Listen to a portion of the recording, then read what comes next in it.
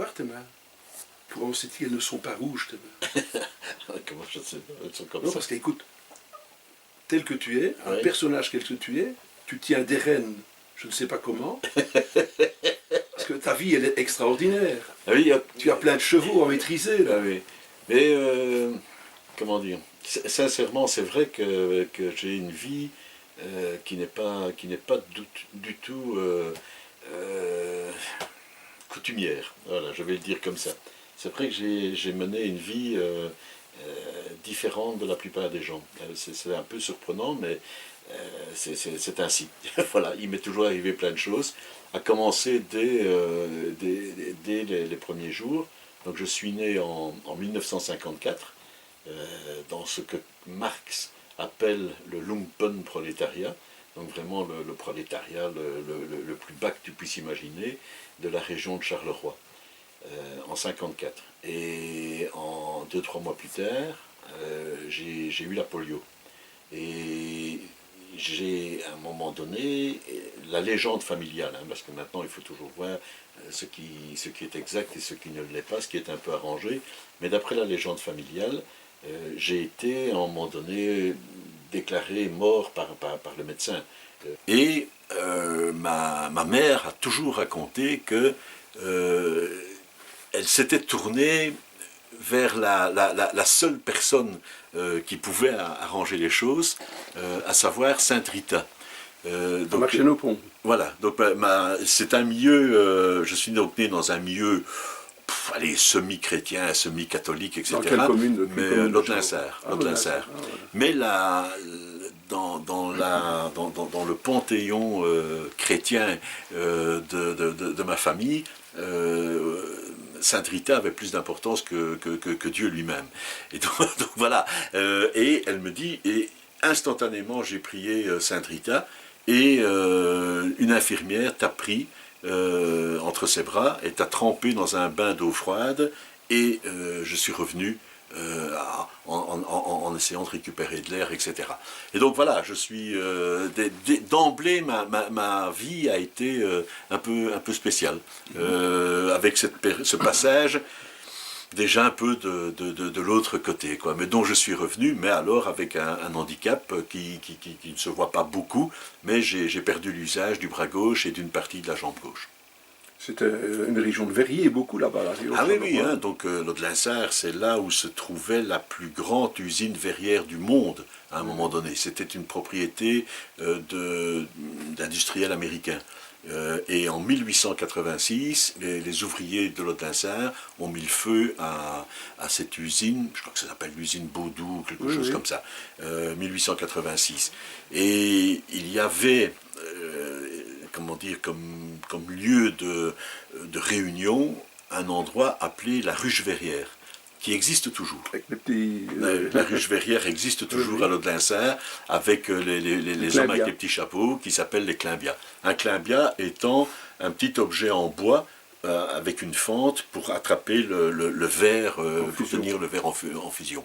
Et donc voilà, ça c'est Et donc la Ruche Verrière était le lieu important de la ville de Laudelainsart, puisque c'était là que se tenait la remise des prix pour tous les enfants de toutes les communes à la fin de l'année scolaire, etc., etc. Donc une partie de ma vie est liée à cette place de Laudelainsart où il y avait la Ruche Verrière. Ça n'a rien à voir avec nos conversations, mais je vais te mettre en main quelque chose. Oui.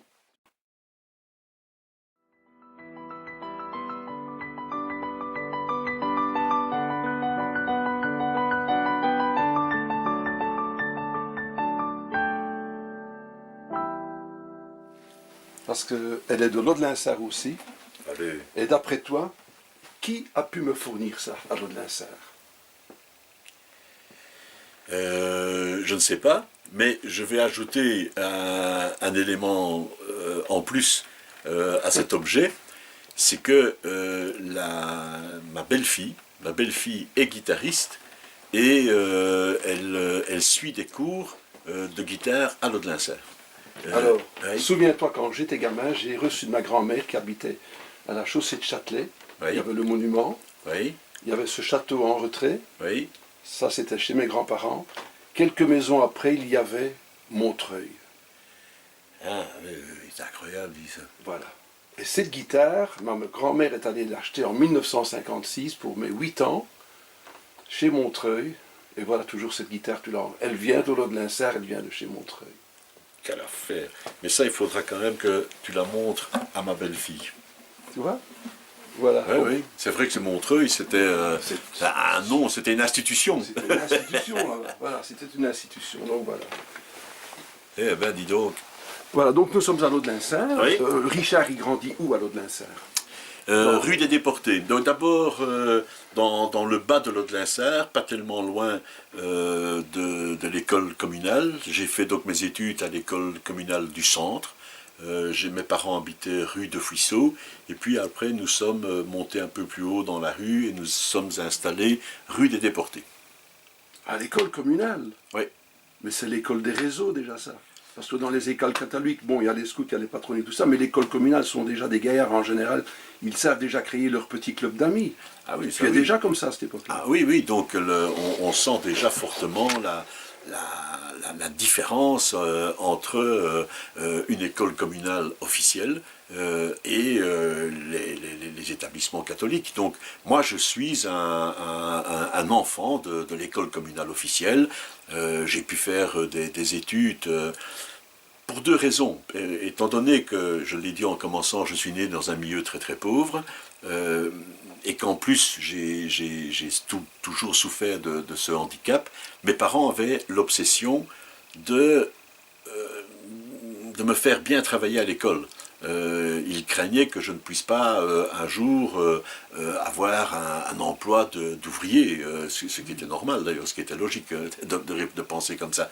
Et donc il y avait cette obsession de me faire bien travailler à l'école, d'avoir de bons résultats, et c'est ainsi que j'ai toujours été un bon étudiant, sauf au moment de l'adolescence. Mais bon, ça, j'étais plutôt une espèce de rebelle. Mais j'ai toujours été un bon élève, bon étudiant, que ce soit à l'école primaire, à l'école moyenne à Jumet, ou à l'université à l'ULB. À l'Athénée, j'ai été un élève difficile. Tu as encore des amis de cette époque-là? Oui, des amis proches, comme notamment Jean Meurice. Jean Meurice, que je connais à l'Athénée de Charleroi. Nous lions d'amitié parce que nous avons une même passion, nous partageons une même passion qui est le cinéma. Et lui et moi, on crée un ciné-club à l'Athénée de Charleroi, où on programme d'emblée des films de haut niveau. Et Jean Meurice est toujours resté un ami, et nous avons, 40 ans plus tard, créé une maison d'édition ensemble. C'est extraordinaire. Oui, les éditions du CEP, Création Europe Perspective. Voilà. Donc Charleroi, c'est jusque quelle année au niveau des études? Allez, je pense 18-19 ans, avec une particularité, je ne veux pas faire de misérabilisme, mais il est arrivé aussi un événement dans ma vie d'adolescent. J'ai une petite sœur qui a été tuée dans un accident de voiture. Et à partir de ce moment, la famille n'a plus jamais été la même. Voilà, le choc avait été tel, enfin le choc, c'est le cas de le dire, avait été tel que la famille a toujours souffert de cela. Et moi, à l'Athénée, à ce moment-là, pour moi, c'est un choc épouvantable, une douleur terrible. Et donc voilà, j'essaye quand même de m'en sortir. Je quitte Charleroi à peu près vers 18 ans, 18-19 ans. Je quitte Charleroi. Donc c'est d'accord. Et je pars à l'ULB. Tout en habitant toujours Charleroi chez les parents. Enfin, c'est ça. Et donc je vis dans une chambre d'étudiants sur le ça rappelle de bons souvenirs. Ça. Oui, ça a été terrible. C'est là que les grandes amitiés se constituent. Hein. Jean Meurice était là aussi d'ailleurs. Il étudiait le droit. Moi, j'ai étudié la philo. C'est là que je rencontre des différents amis, mais avec quelques bons souvenirs, notamment mon arrivée à l'ULB. Je partage la chambre. Donc ce sont des chambres pour deux étudiants. Et on ne choisissait pas avec qui on était. Donc voilà, je tombe sur un étudiant américain en médecine. qui se rend compte qu'il m'a impressionné, et donc il devient le chef de la chambre, si on veut, si on veut, jusqu'au jour où on commence à jouer aux échecs ensemble. Et aux échecs, je le bats. Parce qu'à l'époque, j'étais un redoutable joueur d'échecs. Plus maintenant, je suis encore un bon joueur, mais à l'époque, j'étais redoutable. Et donc, je le bats, et puis on a joué des nuits entières où j'étais le meilleur, et il m'a inscrit à un concours d'échecs organisé par la faculté de médecine. Moi, je n'étais pas à la faculté de médecine. Et donc, on m'avait fait une espèce de fausse carte d'étudiant. Et j'ai joué, et le premier prix était un stéthoscope. Et j'ai gagné le stéthoscope. Mais ça a été toute une histoire, parce que les autres étudiants se sont rendus compte que je n'étais pas à la faculté de médecine. Et donc pendant quelques temps, il a fallu un peu me protéger. Mais bon, voilà quoi. Ce sont des souvenirs extraordinaires. L'université, on parle de l'alma mater. Il n'y a rien à faire. Je suis ULBiste jusqu'au bout des ongles, attaché à l'ULB, attaché à toute cette vie que j'ai connue et qui reste parmi les plus beaux moments de mon existence. Donc, si je refais maintenant, lorsque tu retournes chez toi, un va-et-vient, tu as donc c'est à partir de 18 ans, quand tu retournes en ville, ou bien tu entends parler d'Alfred Califis, tu entends parler de gens comme Étienne Knops. Oui. Ça, ce sont les noms de Charleroi à l'époque. Y a-t-il encore d'autres noms? Oui, il y a un nom, hein, indiscutablement, c'est Hervé Asquin. Voilà, parce qu'il est à la fois de la région de Charleroi, mais il est en même temps, à l'époque, je pense, proviseur, recteur, je pense qu'il était déjà il dirigeait en tout cas l'Institut de philosophie et lettres, et puis il est devenu recteur de l'université en entier. Et donc, lui, évidemment, est une figure importante, avec qui je commence à avoir des contacts. Voilà. Et notamment, bon, je ne raconte pas tout, mais enfin, au niveau des anecdotes, j'ai été élu membre du conseil facultaire de l'ULB, à une époque où Hervé était président du conseil d'administration. Et donc, j'ai commencé ma carrière politique avec une organisation de grève d'étudiants contre Asquin, avec un slogan assez célèbre, que je suis assez fier de l'avoir trouvé, que j'avais fait écrire partout sur les murs de l'ULB, dans les toilettes, etc. Asquin, requin. Voilà. Et par la suite, on est devenus amis. Et quand je suis allé chez lui, j'ai vu qu'il avait conservé une caricature de l'époque où je suis là, réfléchissant avec une plume en bouche et en disant Hervé, Asquin, requin, c'est quand même ma plus belle rime que j'ai trouvée, ou quelque chose comme ça. Quoi. Donc voilà, et nous sommes restés amis jusqu'à aujourd'hui. Donc, de par ce cercle dont tu fais partie, donc tu commences à goûter un peu à la politique, comme tu viens de le dire. Oui, mais je suis à l'époque plutôt révolutionnaire. Je suis plutôt dans... Bon, voilà, je crois que c'est Nietzsche qui a dit quelqu'un qui n'a pas traversé une période révolutionnaire, une période catilinaire, n'a rien à apporter. Il faut à un moment donné, quand on est jeune, vouloir changer les choses. Et donc voilà, moi je suis plutôt dans cet ordre-là, mais il y a deux éléments qui vont modifier mon point de vue politique. Un, c'est un voyage avec Jean Meurice d'ailleurs, qui est aussi de la partie, organisé par l'Athénée de Charleroi pour les rétos en Union soviétique. Donc c'est assez curieux, mais avec les amitiés belgo-soviétiques, l'Athénée de Charleroi organise en 73-74, je ne sais plus exactement, un voyage de 3 semaines en URSS. À Moscou, à Leningrad et à Soukoumi sur la mer Noire. Et ça a été un voyage, mais alors terrible. Je ne sais pas si tu te rends compte, mais je ne sais plus combien on était, une vingtaine, une trentaine. Donc on est dans les années 70, là, 72, 73. Une vingtaine, une trentaine de rétos, partis avec un seul surveillant qui s'appelait Biflut, qu'on surnommait Biflut, en Russie. Donc, on s'est lâché, comme on dit aujourd'hui. Hein. Ça a été la découverte de la vodka, puisque les Russes, ne pouvant pas aller dans les magasins pour étrangers, nous demandaient d'aller acheter des produits pour eux, qu'il nous échangeait après contre de la vodka. Et donc on avait un trafic de litres de vodka incroyable. Mais ça, ce sont les beaux souvenirs. Mais à côté de ça, il y a la rencontre avec une société terrible. Bon, je viens de le dire, les Russes ne pouvaient même pas être dans les magasins qu'ils voulaient. Il y avait pas on ne pouvait pas écouter la musique qu'on voulait. Il y avait une prostitution incroyable de la part des jeunes garçons, jeunes filles, etc. Et tout ça nous marque. Et donc voilà, il y a ce que je dis. Peut-être que beaucoup de personnes l'ont vécu, mais il y a une rencontre avec le communisme effectif, avec le regard occidental que nous avons, et ça nous marque. Il y a un autre élément qui m'a marqué également, mais là, c'est peut-être un peu plus tard, fin des années 70, Hervé Asquin, Guy Archer, d'autres, et Pierre Verstraeten, et alors la chanteuse John Baez, la chanteuse de folk song, sont allés à la frontière du Cambodge dénoncer les crimes des Khmers rouges, encore une fois des crimes communistes.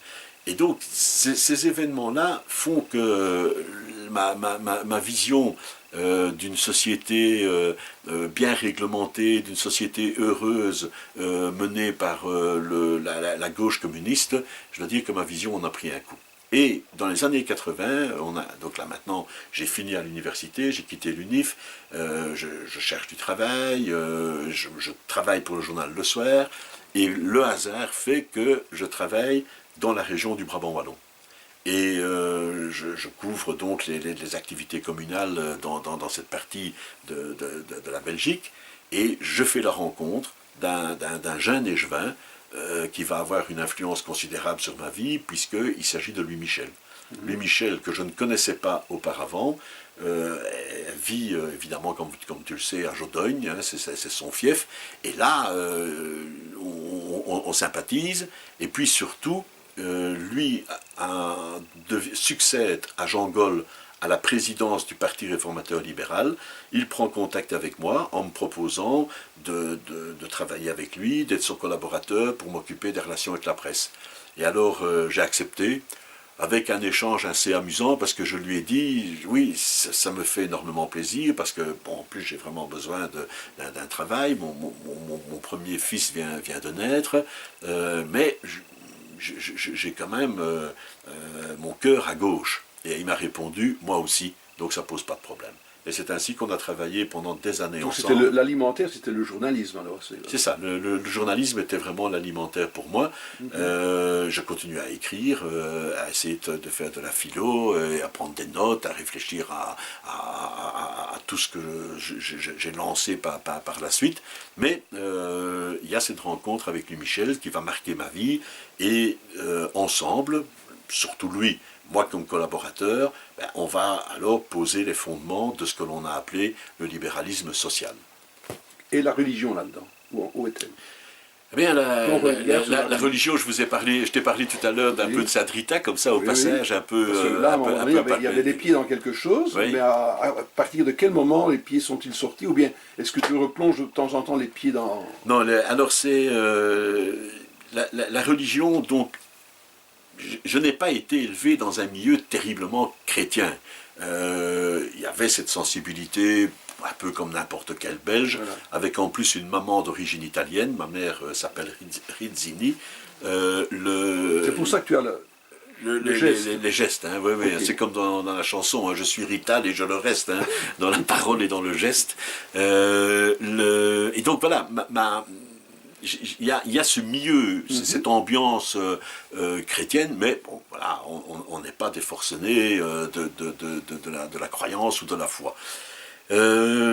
Les années passent, je ne me sens pas attiré par la religion, et puis il y a une cassure, il y a une véritable cassure qui est une rupture assez violente. Je te l'ai dit, il y a une douleur terrible qui marque la famille, c'est la mort accidentelle d'une petite sœur, et on se retrouve encore sur la grande place de l'Aude-Linsert, puisque là, il y a également l'église, et c'est là qu'ont lieu les funérailles de ma sœur. Et tout le monde, toute la famille, tous les amis, tous les voisins, toutes les personnes sont présentes, entrent dans l'église, et moi j'ai refusé d'entrer.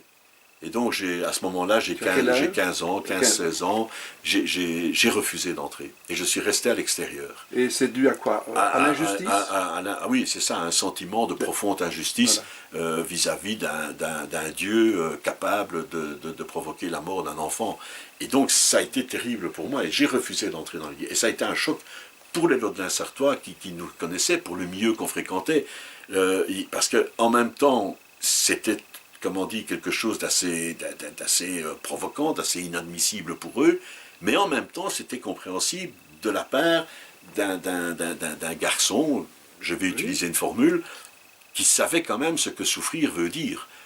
Si je pense à la maladie que j'avais eue, l'handicap, la pauvreté, la mort d'une petite sœur, etc., etc. Et donc, c'était pas rien le geste que je posais, mais que je posais spontanément, hein, sans réflexion profonde. Et alors que le grand barbu n'avait rien à voir dans l'affaire. Finalement, écoute, et puis en même temps, par contre, il s'est passé un événement aussi étonnant à ce moment-là. Je me revois, je suis seul dehors, les portes de l'église sont fermées, tout le monde est entré à l'intérieur avec le petit cercueil, et je reste dehors tout seul. Et alors quelqu'un vient vers moi, et c'est le propriétaire du café, du bistrot, parce que bon, à Laudelin-Sarre, il y a beaucoup de bistrots, comme dans toutes les villes de Wallonie. Les Wallons sont des gens fort sympathiques. C'est le propriétaire du bistrot qui est juste à côté de l'église. Et il vient vers moi, il met sa main sur mon épaule, et il me dit, viens t'asseoir, là-bas à la terrasse, viens, tu n'as pas bien, etc. Et alors je le regarde, et c'est ça qui est surprenant, c'est que cet homme est quelqu'un que je connais, que j'ai connu, et je le regarde, et je me rends compte que c'est quelqu'un qu'on appelait Oncle Henri, qui est un homme qui avait épousé une tante, une de mes tantes. Le mariage n'avait pas été, et par dépit, par colère, aussi par audace, il s'était engagé à la Légion étrangère. Et pendant des années, ce type était à la Légion étrangère, où il avait fait les 400 coups, etc., etc. Il était revenu s'installer dans la région de Charleroi, à Laudelin-Sarre, qui était sa commune. Personne ne le savait. Et voilà, c'est rien, c'est un détail, c'est une anecdote, mais moi, je n'ai jamais réussi à l'oublier. Le jour où je prends mes distances et où je vais commencer à faire de ma vie quelque chose que j'appellerais une somme athéologique, contrairement à la somme théologique de saint Thomas d'Aquin, tout d'un coup, il y a cet oncle qui revient, je ne sais pas moi, d'Abyssinie, je ne sais pas d'où il revenait, et qui est là. Et donc voilà, c'est un événement, une espèce de télescopage dans ma vie. Il y a Montreuil, oui. Il y a l'oncle Henri, oui. On ne peut pas quitter Laudelin-Sarre sans Colette alors. Ah, voilà, donc, alors Colette, ça c'est encore un autre phénomène. Colette, et donc tenait un bistrot, aussi un café, juste en face de la maison de ma grand-mère paternelle. Donc il y avait un petit pont en dessous duquel il fallait passer pour arriver chaussée de Châtelet, et ma grand-mère avait sa maison là, et juste en face il y avait le café tenu par Colette. Alors Colette, ça, c'est quand même une autre époque aussi. C'est quand même très, très avant-gardiste, Colette, oui. Puisque c'est un des premiers cafés homosexuels, quand même dans une région qui n'est pas très, très, très... qui est fort hétérosexuelle, voilà, un peu macho, on va le dire. Elle est grande, mince, bronzée. Voilà, oui. Et elle a toujours autour du cou un serpent. Voilà. Et donc ça...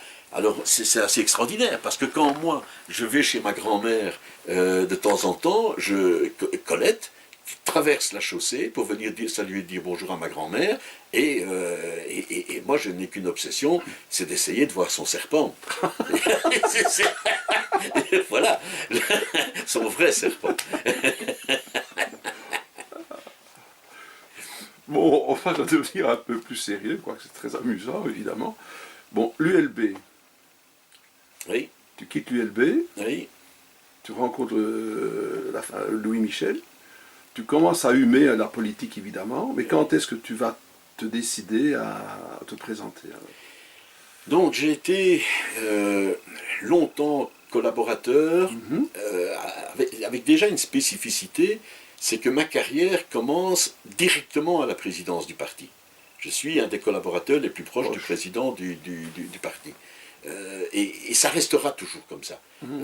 J'ai connu, j'ai fréquenté, j'ai travaillé avec les différents présidents qui se sont succédés. Jean Gaulle était vice-premier ministre, mais enfin il était encore un homme fort du parti. Louis Michel, Daniel Ducarme, Antoine Duquesne, Didier Reynders, Charles Michel, Olivier Chastel. Donc j'ai toujours été dans l'entourage présidentiel. C'est quand même pas fréquent. Ça fait quand même une période depuis 1982, c'est en 1982 que j'ai commencé, on est en 2018, donc voilà, fait le compte, c'est bientôt 40 ans que je vis de très très proche l'évolution du parti. Je suis directeur du centre d'études, le centre d'études Jean Gaulle. J'ai la responsabilité d'avoir écrit les manifestes fondateurs et en même temps comment dire, la mise à jour, l'actualisation de ces manifestes pour l'ensemble du MR aujourd'hui. Donc voilà, ça c'est une de mes spécificités. J'ai été chef de cabinet, j'ai travaillé vraiment sur le terrain, responsable des campagnes électorales, etc. etc. Et en 1995, au moment du décès de Jean Gaulle, Louis Michel redevient président du PRL. Donc c'est lui qui reprend la présidence. Et il a alors cette volonté de sortir le PRL de la longue période d'opposition dans laquelle il avait été plongé. Je crois que ça faisait 12 années d'opposition. Et il organise un grand congrès. Pendant 2 ans, les libéraux vont réécrire toute leur doctrine, leur programme, enfin, etc., etc. Et celui qui a en charge cela, c'est moi comme chef de cabinet. Et ça, c'est de 1995 à 1998-99 à peu près que ça va durer. Les élections arrivent, et lui, Michel, dit, écoute, avec tout le travail que tu as fait, il faut que tu sois récompensé, il faut que tu te présentes. Et il y a un endroit où tu peux le faire, c'est à Mons. Parce qu'il y avait beaucoup de querelles, voilà, à Mons, il y avait... Donc tu vas habiter Mons. Et donc c'est en 98, je m'installe à Mons. En 99, je suis élu. En 2000, je me présente aux élections communales, je suis élu aussi, je deviens échevin, et puis après, bon, les années ont suivi. C'est l'époque de Maurice Lafosse, ça. Il est venu après encore. Ah oui, non. Moi, j'arrive quand c'est encore Maurice Lafosse.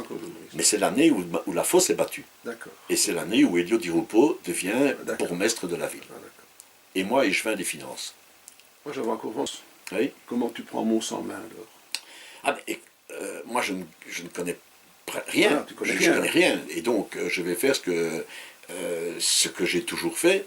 Je vais étudier. Je vais étudier l'histoire de la ville. Et je vais me rendre compte, ça c'est quand même une particularité. Il y a de bons restaurants. Il y a des bons restaurants, ça c'est toujours, ça c'est partout où je vais, il y a des bons restaurants. Mais je vais me rendre compte d'une particularité, c'est que les Montois connaissent très peu, évidemment, des Montois de souche, des Montois caillots, comme on dit. Montois caillots, c'est un Montois de souche, qui connaissent très très bien l'histoire des quartiers montois, etc. Mais il n'y a pas vraiment une connaissance parmi la population. Il n'y a pas de livre d'histoire, il n'y a pas donc c'est assez curieux, parce que venant de Charleroi, quand on arrive à Mons, on se rend compte que la ville de Mons est très belle. C'est une ville magnifique. Mais il n'y a pas son histoire. Comme on elle a une histoire, mais elle n'est pas connue. Elle n'est pas suffisamment connue. Et donc, voilà, c'est à cause de l'immigration, parce qu'il y a une population qui est nombreuse venant de l'étranger. Oui, une population italienne fort présente, mais peut-être est-ce aussi parce que cette région de Mons-Borinage n'est pas une C'est région pas un riche. bassin comme à Non, Charleroi. mais c'est pas une région riche non plus. Non. Et donc peut-être que Non. tout ça. Il n'y a pas d'université Non, d'accord. de cycle complet. Il y a. C'est le chef-lieu de la province. Et c'est le chef-lieu de la province. Donc voilà. Mais moi je me rends compte de cela. Et je me dis, tiens, je vais commencer à creuser. Je vais essayer de me faire connaître. Je l'ai fait de deux façons. La première, c'est en donnant des dizaines de conférences sur des créateurs montois, des écrivains comme Plisnier, des peintres comme Anne Tocart, musiciens comme Lassus, etc., etc. Donc tout ça je fais, et je donne des dizaines de conférences sur les grandes batailles de la région, sur la ville. Donc tu relèves l'histoire de Mons. Ah oui, et donc j'ai écrit, et plusieurs de mes livres sont consacrés à cette histoire littéraire, artistique. C'est intelligent ça politique. comme démarche. Ah, oui, mais encore une fois, je ne savais pas faire autrement. Non, Moi, non, ça a toujours été comme ça. Voilà, qu'est-ce que tu veux? Mon cerveau est fait de cette façon-là, que j'essaye toujours de... Et l'autre façon a été de faire du porte-à-porte. J'ai marché des dizaines de kilomètres dans les rues de Mons pour aller me présenter aux citoyens montois pour les élections. Et le jour des élections, de mes premières élections, j'étais terrorisé. J'étais terrorisé parce que je me disais, moi j'arrive ici, ces gens n'ont aucune raison de voter pour moi, etc. Mais malgré tout, ils ont voté pour moi, j'ai été élu, et puis a commencé toute cette aventure, quoi. Entre-temps, donc il y a la vie politique, mais il y a aussi une autre vie, c'est celle d'homme de plume. J'ai toujours eu le sentiment de mener une double vie, mais dans le bon sens du terme. J'ai toujours été un activiste politique, passionné par le combat, par le débat politique, par les idées politiques, etc. Et en même temps, j'ai toujours été passionné par la lecture, l'écriture, ce qui explique que, ayant quitté l'université en 1980, j'ai fait 4 fois la plus grande distinction à l'ULB en philosophie. Je pensais bénéficier d'une bourse pour présenter un doctorat. Je ne l'ai pas eu. Je ne l'ai pas eu. Mon avis, je me suis fait un peu rouler dans la farine, mais enfin voilà, j'étais jeune. Maintenant, ça ne m'arriverait plus. Mais à l'époque, ça m'est. Voilà. Et donc, je me suis retrouvé sans moyens, sans rien, avec en plus un enfant qui était né. Moralité, j'ai dû chercher un travail, j'ai eu la chance d'être engagé par le journal Le Soir, etc., etc. Mais donc, je n'ai pas pu présenter le doctorat dont j'avais envie. Mais ça n'empêche que pendant 20 ans, j'ai continué à écrire, à lire de la philo, à prendre des notes et à essayer de rédiger le doctorat dont j'avais envie. Le doctorat portait sur les rapports entre le réel et la fiction. Et j'avais des notes, des cahiers, des caisses de cahiers de notes. Et puis le déclic, ça va peut-être paraître curieux, surtout après ce que j'ai dit de la foi chrétienne, mais le déclic, à un moment donné, se fait à Mons, autour du personnage de Saint-Georges. Personnage folklorique, personnage historique, personnage religieux, personnage folklorique, il y a autour de la personnalité de Saint-Georges une véritable communion qui se fait dans la population et où tout se mêle, à la fois la réalité et la fiction. Et là, je me dis, ah, ici j'ai le sujet. Tout ce que j'ai écrit sur la réalité et la fiction, ici j'ai un beau champ d'application. Et donc, du coup, j'ai repris contact avec un professeur, Lambros Kouloubaritsis. Je lui ai demandé s'il acceptait d'être mon directeur de thèse. Il a accepté. Et en 2011, donc ça fait quand même un fameux nombre d'années, j'ai présenté un doctorat à l'ULB sur un concept que j'ai créé, l'imaginisation du réel. Et donc par imaginisation, je désigne justement le fait que la réalité est toujours composée de fiction. Que on ne voit pas la réalité, on voit toujours une image de la réalité. Et donc voilà, c'est tout ça que j'ai expliqué, etc. Au cours d'une défense de thèse à l'ULB qui était un peu spéciale, puisque il y avait dans la salle, d'un côté, Louis Michel, qui était venu me soutenir, et de l'autre côté, Elio Di Rupo, qui lui était occupé de négocier un gouvernement avec Bart de Wever. C'était la période des 540 jours sans gouvernement, et il avait interrompu les négociations avec de Wever en disant « Je dois aller soutenir un ami qui présente son doctorat à l'université ». Et il avait interrompu les négociations, et donc c'était très étonnant, parce que les professeurs qui, eux, devaient me juger, ils avaient quand même le sentiment que je n'étais pas venu sans biscuit. Et alors c'est amusant parce que moi j'étais terrorisé. J'étais à la fois comme un étudiant qui présente son doctorat, mais aussi comme un vieux étudiant qui présente son doctorat. Donc j'avais un peu peur aussi que ça n'aille pas, que tout simplement, qu'à un moment donné, le professeur estime que ce que je défendais comme thèse n'était pas valable. Voilà, donc j'avais vraiment peur. Et objectivement, l'expérience parlementaire m'a aidé. Parce qu'à un moment donné, l'étudiant a cédé la place à la bête de tribune que je suis, tout ça, tout le monde le reconnaît, et donc voilà, ils ont posé des questions, j'ai répondu, terminé, vous avez encore une question à poser, non, et voilà quoi. Et donc j'ai réussi ce doctorat, et j'en suis très fier. J'en reviens à ma question, qu'on a un peu esquissée, l'écriture. Alors donc, j'ai toujours écrit avec comment dire, une impossibilité. Tu me l'as dit tantôt, j'ai fait beaucoup de choses, tout ce que j'explique maintenant, la politique, etc., la thèse de doctorat, plus en plus la famille, hein, et tout ça aussi, hein, fait que il y a un facteur contre lequel je me suis toujours battu, c'est le temps. J'ai toujours couru après le temps. Et moi qui adore écrire, moi qui adore raconter des histoires, et on me dit que je suis un bon conteur d'histoires, un bon conteur de récits, je ne suis jamais parvenu à écrire un roman.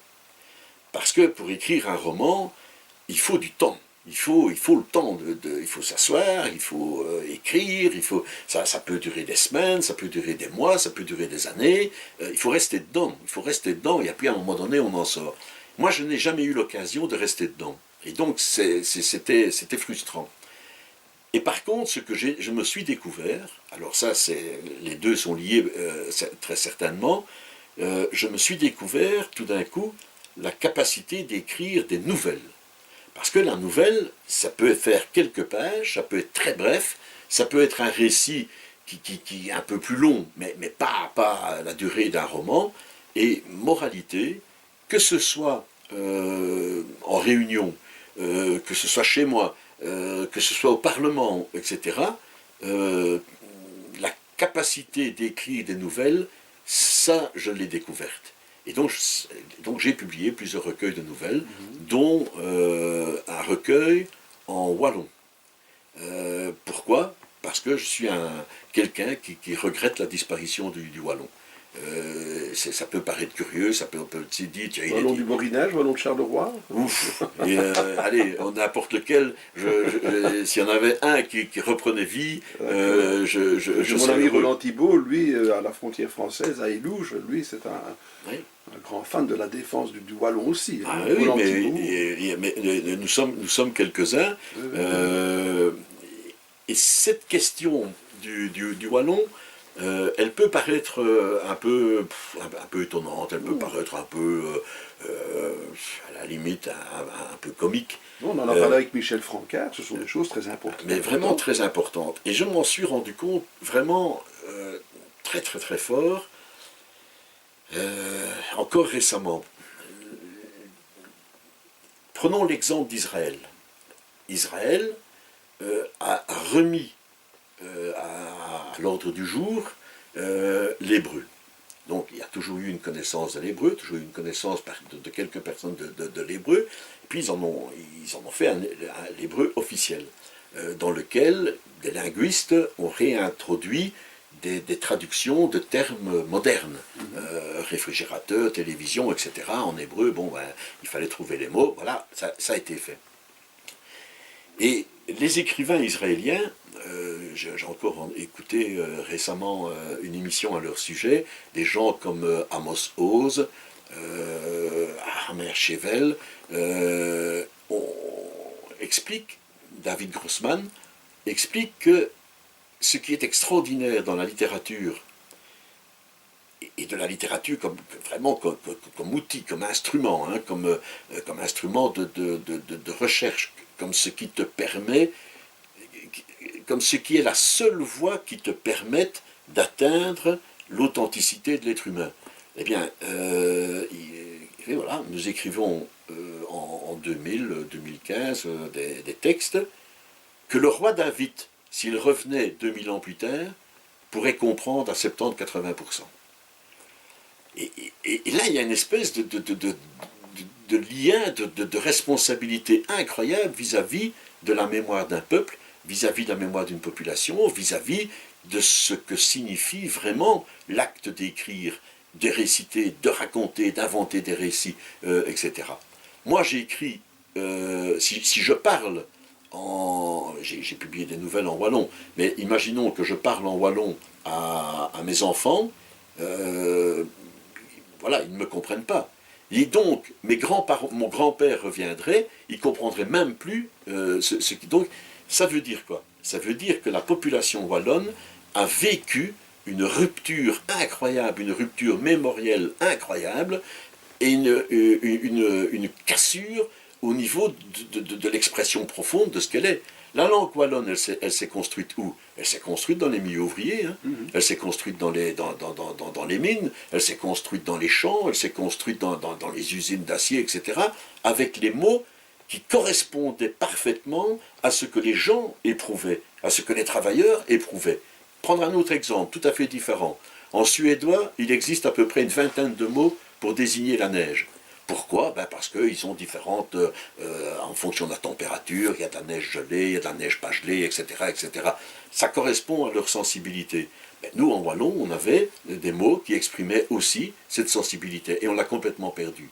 Nous avons été totalement imprégnés, tenus par la langue française, qui est une belle langue. Moi, je suis heureux d'être francophone, mais c'est une langue qui nous a été imposée par l'Empire français, l'Empire napoléonien, etc. Et voilà, je parle une langue dans laquelle je ne vais pas dire que je suis étranger, mais c'est une langue que j'ai dû apprendre. Alors j'ai dû l'apprendre, pourquoi? Pourquoi est-ce que j'ai dû l'apprendre? Parce que moi je suis né, je l'ai dit, dans un milieu ouvrier pauvre, parce qu'à un moment donné, mes parents se sont rendus compte que je devais réussir à l'école. C'est un peu idiot, mais enfin c'était leur obsession. Il fallait que le gamin réussisse à l'école primaire. Et qu'est-ce qu'ils ont fait? Ils ont acheté un dictionnaire Larousse, que j'ai toujours, dictionnaire qui fait que moi le soir, souvent, à différents moments de la journée, surtout le soir, j'étudiais des mots par cœur. J'étudiais des mots par cœur dans le Larousse, que ce soit la partie des noms communs ou des noms propres, voire l'élocution en latin, parce que personne ne parlait cette langue-là dans ma famille. Personne ne parlait cette langue-là. Donc, il a bien fallu que je l'étudie, et heureusement. Aujourd'hui, quand je suis parlementaire, aujourd'hui, comme parlementaire, que je prends la parole à la Chambre, je suis heureux de tenir la tribune, comme on dit. Je suis heureux de faire honneur à mon parti, aux idées qu'on défend, etc. Mais dans le fin fond de moi-même, il y a une fierté qui ne part pas, hein. C'est celle d'avoir été capable d'étudier cette langue, d'être à la tribune et d'arriver à faire passer les idées que j'ai envie de faire passer. Là, tu viens de soulever quelque chose d'incroyable. Là. Moi, je suis francophone qui ai vécu en Flandre. Les enfants, à l'école gardienne, l'école primaire, ont parlé le néerlandais. Donc, ils ont grandi dans la langue néerlandaise. Donc, c'est devenu des petits Richard Miller à la sauce Carolo. Entre eux, encore maintenant plus âgés, quand ils parlent entre eux, ils parlent en flamand entre eux. Oui. Mais ici, quand tu es dans les transports en commun et que tu entends certains jeunes, ils ne parlent pas la langue de notre heure. Ah non? Qu'est-ce qui s'est passé alors? Mais la difficulté, voilà, c'est comment dire, c'est lié à l'histoire. La difficulté est que nous vivons à côté d'un immense État francophone, d'un pays qui a marqué l'histoire sur tous les continents, qui a développé une culture fabuleuse, etc., à partir comment dire, la France s'est constituée petit à petit, elle s'est constituée petit à petit, et elle a développé une langue et une culture qui nous ont complètement absorbés. Nos amis flamands, eux, ont échappé à ce phénomène-là, tout simplement parce que le flamand n'est pas une langue romane. Nous avons été aspirés dans ce mouvement. Et c'est d'ailleurs amusant, hein, quand on étudie l'histoire, de voir pourquoi la frontière linguistique. Attention, quand je parle de frontière linguistique, moi je ne parle pas de la frontière intra-belge. Je parle de la frontière linguistique avec la France. Comment s'est-elle constituée? Elle s'est constituée tout simplement parce qu'à un moment donné, je crois, est tué, c'est sa fille qui lui succède. Enfin, il y a toute une histoire incroyable où finalement il y a le fils de l'empereur d'Allemagne qui vient sauver, et il y a une bataille sur la frontière du côté de Mons, à Guillematte, je crois, et c'est là que tout d'un coup, l'avance de l'État français, du royaume français, s'arrête, est bloquée. Je crois que c'est Louis XI, ça s'arrête là. Et par la suite, il va toujours y avoir des conflits sur cette frontière. Ça a été terminé. L'avance française s'est bloquée là. Et les Wallons, beaucoup de Wallons francophiles souhaitent, eux, le rattachement. Voilà. Mais maintenant, attention, entendez-moi bien, moi je ne suis pas un ennemi de la France. J'adore la France, ce pays, etc., la langue. Mais il n'empêche que je souhaiterais trouver les moyens de renouer avec cette capacité d'expression. D'autres l'ont fait, hein. D'autres pays l'ont fait. Le plus bel exemple, j'ai cité l'hébreu et Israël tout à l'heure, mais ça c'est dans un contexte politique très difficile, hein, on ne va pas entrer dans ce débat-là, maintenant on n'en sortirait pas. Mais d'autres l'ont fait, les créoles, les grands écrivains créoles d'aujourd'hui, les gens comme Confiant, Glissant, Édouard Glissant, Raphaël Confiant, Patrick Chamoiseau. Il y a Delferrière, il n'est pas créole, mais Delferrière aussi. Maryse Condé, il y a des femmes aussi. Eh bien, eux, qu'est-ce qui fait leur spécificité? Ce qui fait leur spécificité et qui leur permet le travail littéraire qui est le leur, c'est de justement avoir une langue qui n'est pas totalement une langue française. Ils arrivent à la perturber. Et donc, voilà, ça c'est une confidence que je te fais.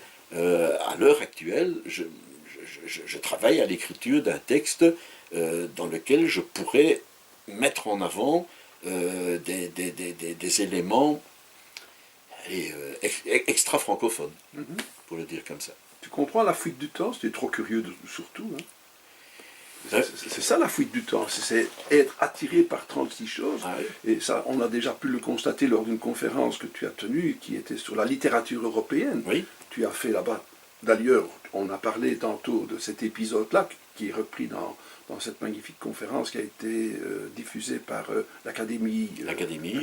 On peut retrouver très facilement. Grâce à tout le travail qui a été accompli par Hervé Asquin. Voilà. Ouais.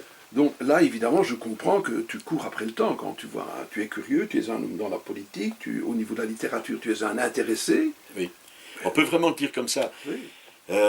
C'est à la fois un bonheur et puis parfois c'est quand même un peu fatigant parce que tout me passionne. Et donc si je rencontre, si je vois un film que j'aime bien, j'apprécie le film, etc., je suis content. Mais là on est dangereux, là, parce que tu as écrit un ouvrage aussi sur le cinéaste dans la cité. Là, c'est la boîte à Pandore que tu es en train d'ouvrir. Les écrits d'André Delvaux. Donc tout à l'heure, j'ai cité le ciné-club que nous avions créé avec Jean Meurice. Eh bien, nous avions déjà programmé du Delvaux à l'époque. On avait 16-17 ans à l'Athénée de Charleroi. Et ça nous est resté. Donc par la suite, on a pu recevoir l'accord de la fille d'André Delvaux pour retranscrire tous ces cahiers personnels, c'est ce que j'ai fait, et nous les avons édités dans notre maison d'édition. Voilà. Donc, mais si je vois un film que j'aime, il n'y a rien à faire, je vais vouloir voir les autres films du réalisateur, je vais commencer à chercher s'il n'y a pas un bouquin, s'il n'y a pas des textes, des articles sur lui, etc. etc. Et donc tout me passionne. T'es un vieux juif errant alors? Il y a plusieurs vies presque. Mais non, justement, il y en a qu'une, sauf que, bon, elle a commencé avec un couac, comme je t'ai raconté tout à l'heure, on verra bien. Mais c'est aussi un élément intéressant, un vieux juif errant. Non, parce que je ne suis pas juif. C'est pas une critique ce que je dis, simplement c'est un constat. Ça veut dire quoi? Ça veut dire que j'ai le regret, mais là je commence vraiment à parler de choses vraiment personnelles, confidentielles, j'ai le regret de ne pas avoir eu, il faut pas que j'utilise le mauvais mot, mais d'avoir eu cette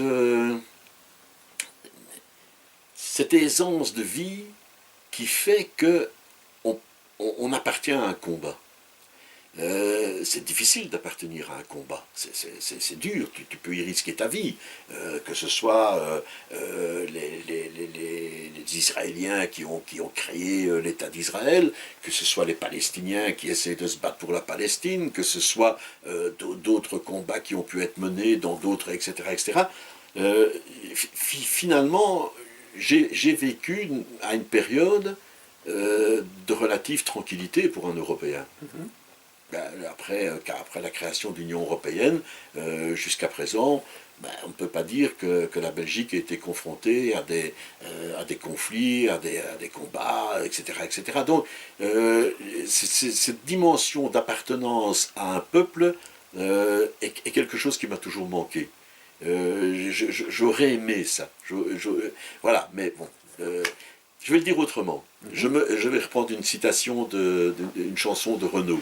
Il dit « Je me sens, donc je suis responsable anonyme de tout le sang versé. » Moi, je me sens très fort comme ça.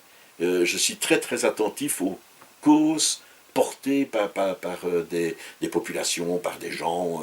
Voilà, quoi. Là, on peut penser à l'esclavagisation des Noirs, à tout le combat pour davantage d'égalité des droits, massacre des Indiens, etc. Tous ces éléments-là, je les ressens très très très fort, sans avoir appartenu à un de ces combats, ce qui est un de mes regrets. Avant de terminer, j'ai deux petites choses qu'aurait aimé être Richard Miller. S'il n'y avait pas eu l'accident de rencontrer Louis Michel, Oui. s'il n'y avait pas eu cet amour pour la philosophie, il y a peut-être eu quelque chose que tu te dis par après, tiens, tout compte fait, allez, j'aurais quand même bien aimé être cinéaste. Allez, ben oui, voilà. Quand je regarde un peu tout, je me dis qu'il y a un milieu où j'aurais pu également m'épanouir, oui, oui, et où les portes ne se sont pas ouvertes, parce que c'est pas un monde facile non plus, c'est le monde du cinéma. Le monde du cinéma. Le monde du spectacle, j'y ai touché. J'ai travaillé dans le théâtre, j'ai travaillé dans le monde du cinéma, c'est qu'il veut faire passer un message. C'est parce que j'aime le cinéma, j'ai toujours aimé le cinéma, je l'ai suffisamment dit tantôt, j'ai passé des souvenirs, mais des anecdotes, mais quand je suis tout gamin dans la région d'Aude-Linsert, par exemple, j'essaye de connaître les salles de cinéma où on va jouer des films de Jerry Lewis, par exemple. Et il m'arrive d'aller à pied... au Rialto. Oui, Rialto, le Varia, ou alors jusqu'à Châtelineau, ou des choses comme ça. Rien que parce qu'il y a un film programmé d'un cinéaste que j'aime déjà. Ah, tu étais déjà comme ça. Ah oui, j'étais déjà comme ça. Mais, pas pour tous les cinéastes, mais il y en avait certains que je recherchais. Donc voilà, il y a toujours eu cette admiration pour le cinéma.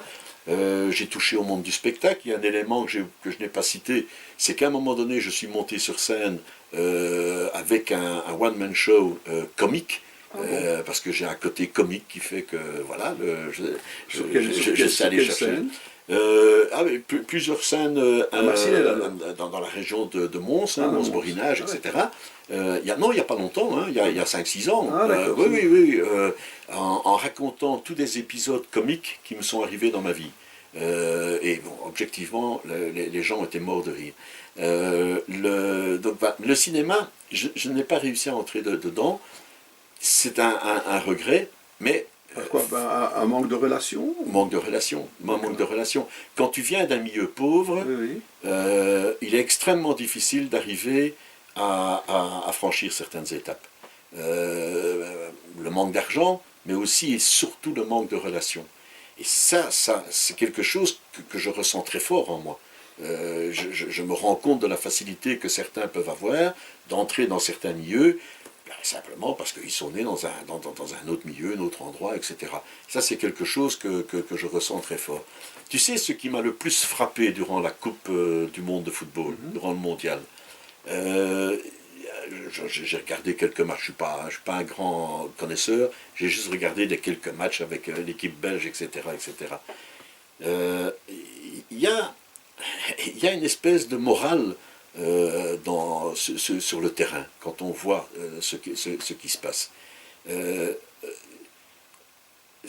On dirait que c'est un peu à l'image de la vie, où tout est fait pour t'empêcher de marquer un goal, pour t'empêcher de marquer le goal que tu as envie de marquer, qui peut être n'importe quoi, qui peut être une réussite politique, une réussite dans un domaine ou l'autre, ou conquérir la femme de ta vie, etc., etc. Ça, c'est le goal que tu as envie de marquer.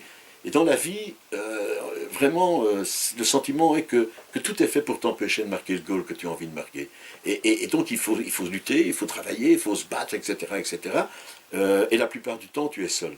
Et ce qui est extraordinaire, et je pense que c'est ça qui plaît aux gens, dans un match de foot comme ceux qu'on a vus, quand Lukaku fait une feinte et qu'il arrive à passer le goal, et Hazard qui marque un goal, etc., etc., De Bruyne et tout, c'est que tout d'un coup, tu te rends compte que il est possible de marquer, et il est possible de marquer parce que tout d'un coup, ces joueurs ne sont pas seuls. Ces joueurs ne sont pas seuls. Or, moi, le sentiment que j'ai eu dans la vie que j'ai menée, c'est que la plupart du temps, tu es tout seul. Et qu'il est extrêmement difficile d'arriver à marquer le goal que tu veux.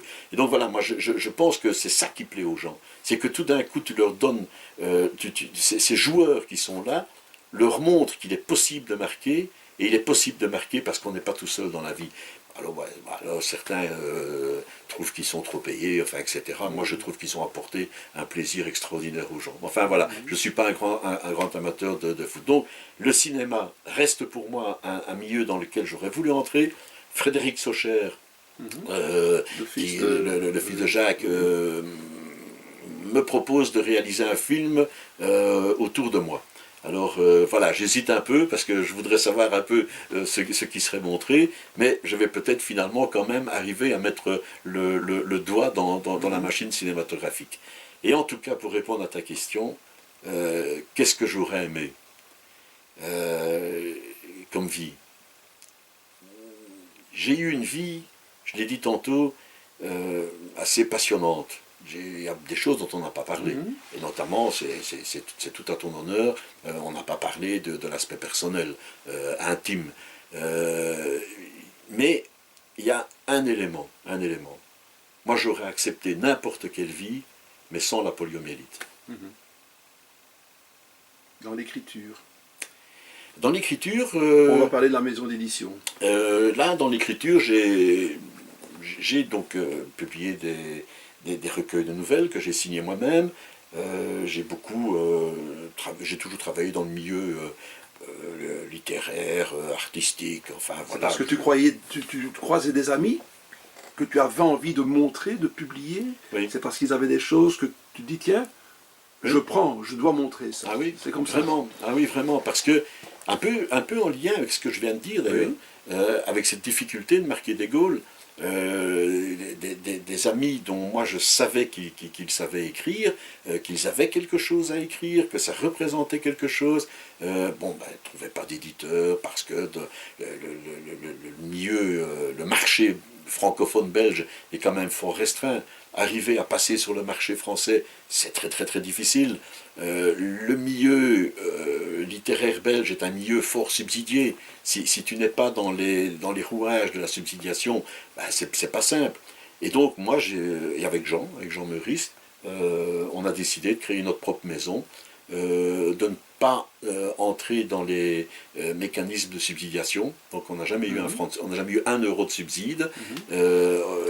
Et on avance comme on peut, et on essaie de se débrouiller avec beaucoup de bénévolat, avec beaucoup de bonne volonté, mais en 4 années d'existence, nous aurons bientôt publié 40 livres, ce qui est pas mal, dans différents secteurs, littéraires, essais, art. Donc voilà, on est heureux de ce que l'on a fait. Lequel fait vivre l'autre?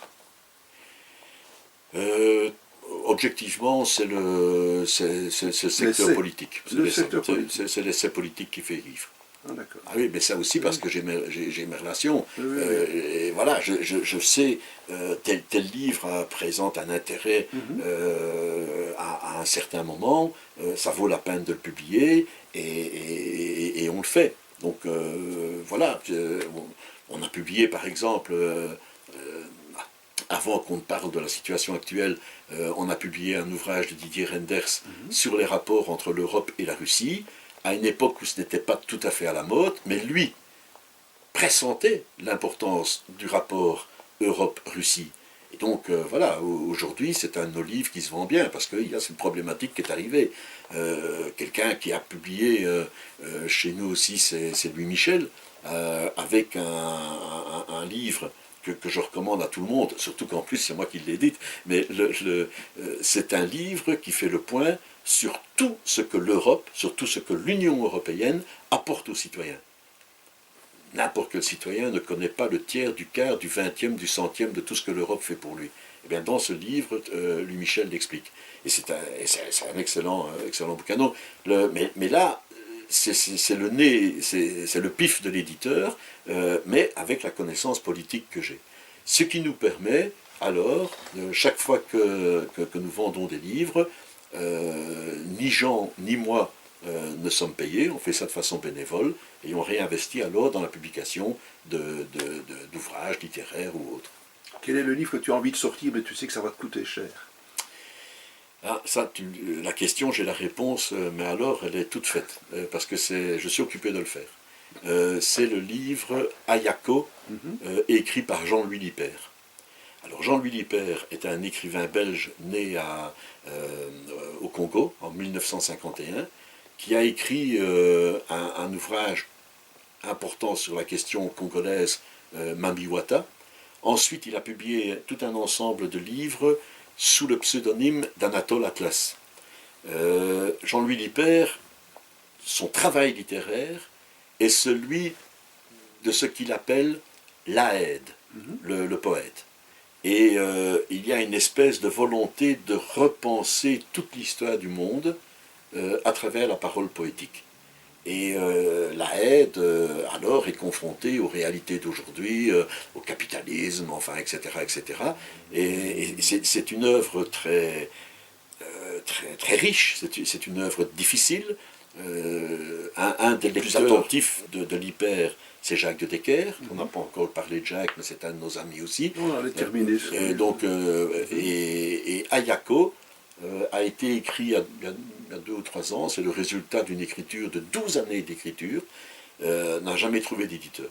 Et donc, moi j'ai décidé de le publier. C'est un livre qui fait 750 pages. 750 pages pour un petit éditeur. Donc je suis assez fier de... On va y arriver. Ce sera le livre de la rentrée. Voilà, on allait justement terminer sur Jacques de Decker. Parle-moi un petit peu de tes relations avec l'Académie et Jacques de Decker. Mes relations avec Jacques sont moins liées à l'Académie qu'à la revue qu'il dirige, qu'il a dirigée pendant des années et des années, la revue Marginale. Alors aujourd'hui, je pense que c'est davantage notre ami Jean Joniot qui s'en occupe, mais enfin, Jacques de Decker, pour moi, c'est Marginal.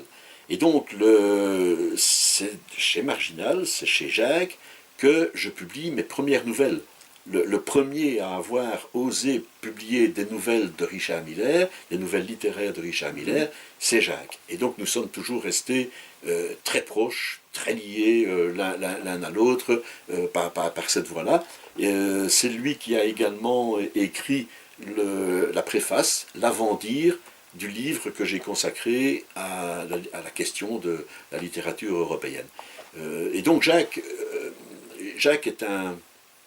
est une référence dans le domaine de l'écriture et de la lecture le fait de lire les livres, de comprendre les livres. C'est pour ça qu'il a une sensibilité particulière pour le théâtre aussi. Ah oui, il est, sa biographie d'Ibsen est une référence. Ibsen que moi je connaissais parce que j'ai des attaches nordiques, mais ça nous emmènerait un peu trop loin. Mais donc, Jacques demeure c'est insensible. Dans le ciel de toutes les relations, dans la constellation intellectuelle et littéraire qui est la mienne, Jacques occupe une place très importante, comme par exemple Kouloubaritsis en philo, ou voilà, ce sont des gens, je fais peu de choses dans le domaine littéraire sans en parler à Jacques. Moi je suis très heureux, c'est que je suis arrivé à mes fins, c'est à te retrouver calé au fond du fauteuil en train de te confier à moi. En tout cas, merci beaucoup, c'était vraiment sympa et tout. J'ai dit des choses que...